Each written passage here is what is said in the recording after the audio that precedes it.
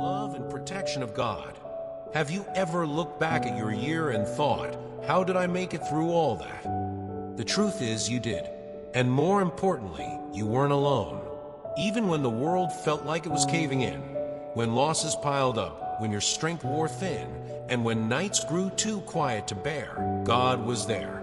You may not have seen him, but he never left. His love didn't waver when yours did. His protection didn't falter when you stopped praying. He stayed. Maybe today you feel tired, spiritually dry. Maybe your faith feels buried beneath the rubble of disappointment. But I want you to hear this, not just with your ears, but deep within your soul. Trust in me. 3 words. That's all. And yet, they hold the power to unravel anxiety, lift despair, and light a path through the fog. Trust in me isn't just a phrase, it's an invitation. A rescue rope. A whisper from eternity. God isn't asking you to understand every mystery. He's asking for something smaller, something powerful. Faith as small as a mustard seed. And that's enough. That tiny trust. It moves mountains. It calls down miracles. It shifts the atmosphere of your life. In a world trembling with chaos, war, fear, and uncertainty, God is telling you, your salvation is near. My angels are already at work. You're surrounded, not by enemies, but by divine protection. You don't have to hold everything together anymore. Let your soul rest, because the one who holds the universe, he's also holding you, and he's not letting go. Spiritual readiness and awakening. Picture this, a quiet night, the stars overhead, the world still sleeping, and suddenly the sound of a trumpet pierces the silence. A divine call, a moment you didn't know was coming, but always hoped for. That's the kind of spiritual moment we are being prepared for. Scripture reminds us to keep our lamps burning, oil full, hearts awake. Because there will come a time, not someday, not hypothetically, when the heavens will split open and glory will descend. The question isn't if, it's whether we'll be ready. What does it mean to be ready? It's not about perfection. It's about awareness. It's about showing up day after day with a spirit that says, "Here I am, Lord. I may be flawed, but I'm watching. I'm willing." Let's be honest. It's easy to get distracted. Life is noisy. Our phones buzz constantly. Our calendars overflow. But deep down, you know when your soul is drifting asleep. And you know when you're awake, alert to God's voice, sensitive to his whisper, alive to his call. Right now, in the middle of your story, your struggle, your uncertainty, God is moving. The time of glory isn't just a future prophecy. It's beginning now, right here, right in you. You are not forgotten. You are not overlooked. You are part of a generation being stirred, not with fear, but with fire. So light your lamp. Keep the oil ready, because what's coming isn't ordinary. It's holy, and only those awake will see it unfold. Healing and inner restoration. We don't talk about heartbreak enough, at least not the spiritual kind. There's the heartbreak of betrayal, the heartbreak of dreams that crumbled, the heartbreak of asking God for something and hearing nothing back. But here's the quiet truth. God sees all of it. Every crack in your heart, every sigh you couldn't explain. And he's not just watching, he's healing. There's something sacred about brokenness. Not because pain is holy, but because it's where heaven reaches in the deepest. Where God meets you without mask or pretense. He's not just here to comfort. He's here to rebuild, to take the ashes of what you thought was over and make something breathtaking from it. That dream you buried, he hasn't. That hope you gave up on, he's still holding it. Those cruel words that tried to define you, they hold no power against the worth God gave you. Your identity isn't shaped by people who failed to see your value. It's shaped by the one who created you in his image. And though your enemies may have plotted your fall, though they tried to shame you, silence you, strip you of dignity, they couldn't destroy what they didn't give, your God-given worth.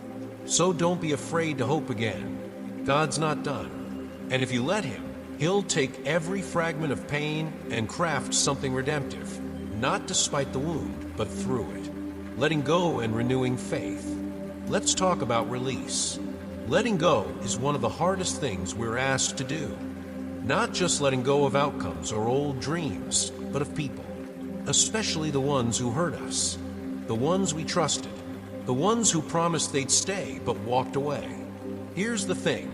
God doesn't just mend hearts. He removes the chains that keep them bound to betrayal.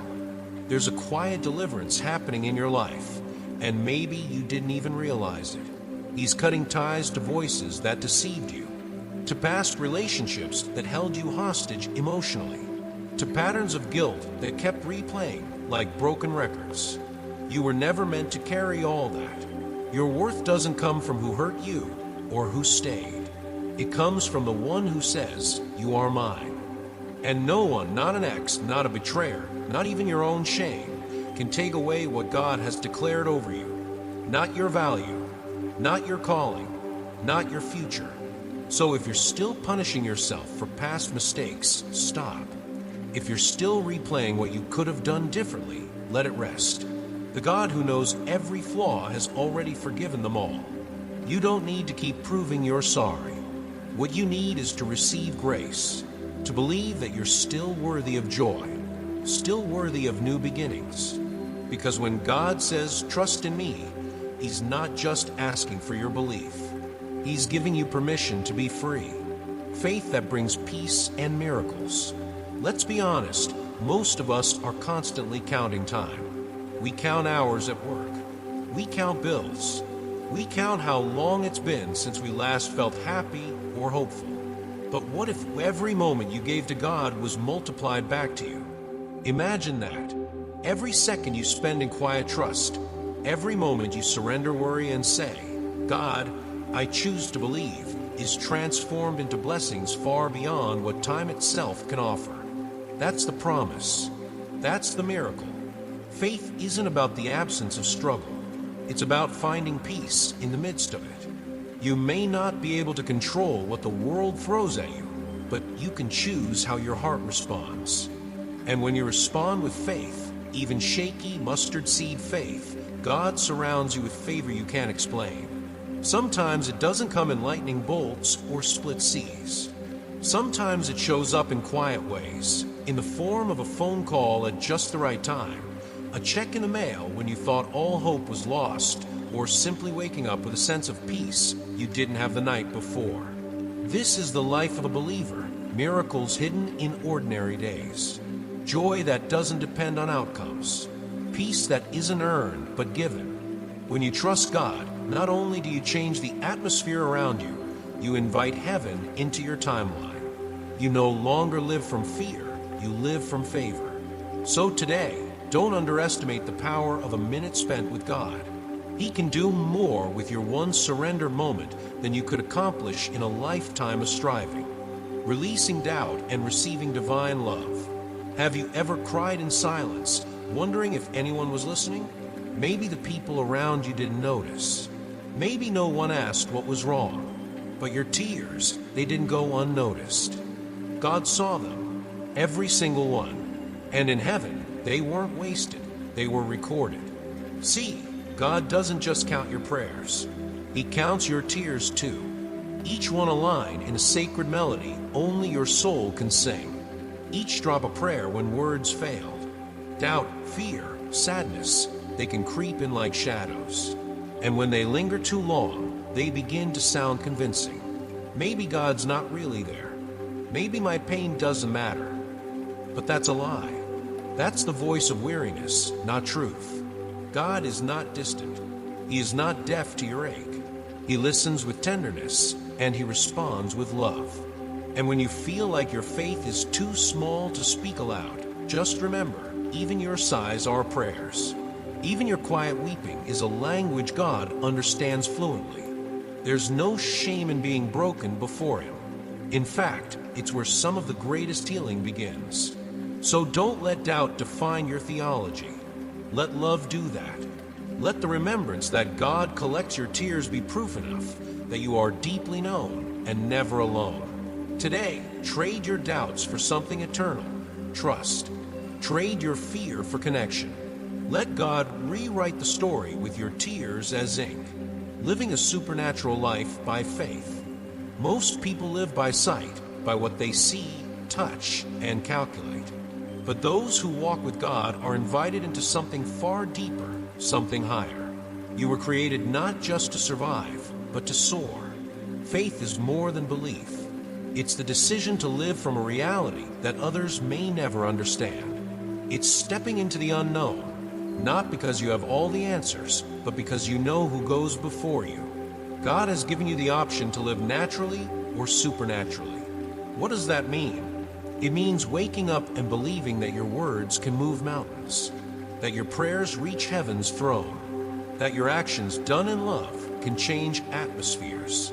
It's shouting into the storm, "Peace, be still," and watching as the waters calm.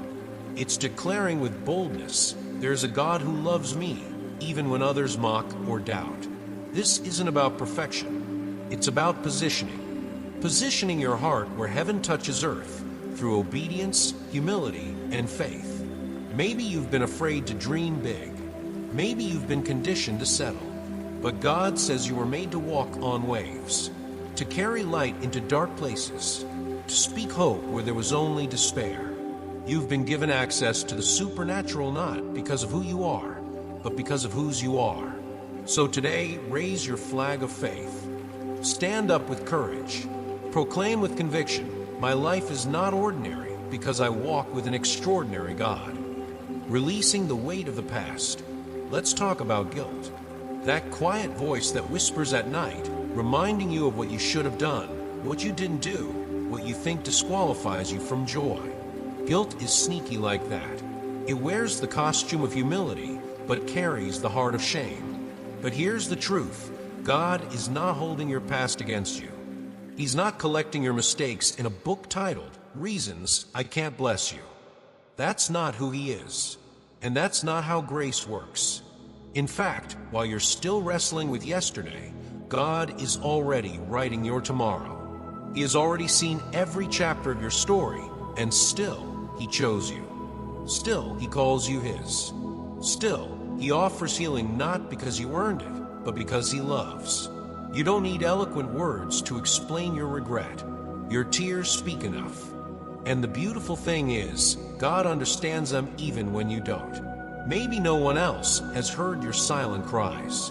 Maybe you've spent years trying to fix what you broke. But healing doesn't begin with fixing. It begins with surrender. Let go of the pain you've been rehearsing. Lay it down like baggage at His feet. And instead of rehearsing guilt, start receiving grace. You are not defined by your failures. You're defined by the one who forgave them. Today is not about pretending the past didn't happen. It's about deciding that it doesn't get to define who you become. And you, my friend, are becoming someone healed, whole, and holy. God's plan of abundance and restoration. Have you ever felt like too much has been taken from you, that you've lost so much, there's no way it could all come back? Maybe it was a job, a relationship, your sense of stability, or maybe it was just the quiet belief that life was supposed to be better than this. But God says something radical, nothing taken from you, is beyond my power to restore. In fact, His word promises not just restoration, but multiplication. You see, what feels like the end to us is often the beginning of God's most beautiful work. We grieve what's gone, we mourn the emptiness, but God is already moving in the unseen. He's weaving a comeback story even when all we see is silence. And here's the miracle. What the enemy meant for harm, God is able to turn into blessing. What the world called loss, heaven calls preparation. You haven't lost your faith, even if you've been shaken. And that faith is all He needs to begin the rebuilding. So don't let material losses define your identity. Don't let financial fear shrink your expectation of God. His plan for you isn't based on bank accounts or broken timelines. It's based on His love, steady, eternal, and infinitely creative.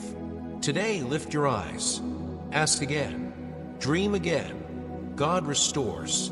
And when He does, He doesn't just give you back what you lost. He gives you back more than you ever knew you needed. Unshakable faith in the face of trial. Let's be real. Life tests our faith in ways we never imagined. Sometimes we're tempted to believe that difficulty means we're failing spiritually. But in truth, it's often proof that we're right in the center of something sacred. Faith isn't the absence of trouble. It's the courage to keep believing while walking through it. You may be in a valley right now. You may be exhausted, confused, or hurt by things you never saw coming. And maybe you've whispered, "God, where are you?" But here's what you need to know.